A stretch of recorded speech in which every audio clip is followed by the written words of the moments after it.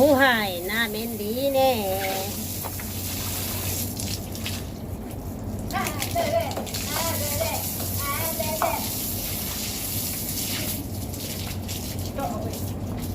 Ando lang siya nakaupo, nanonood.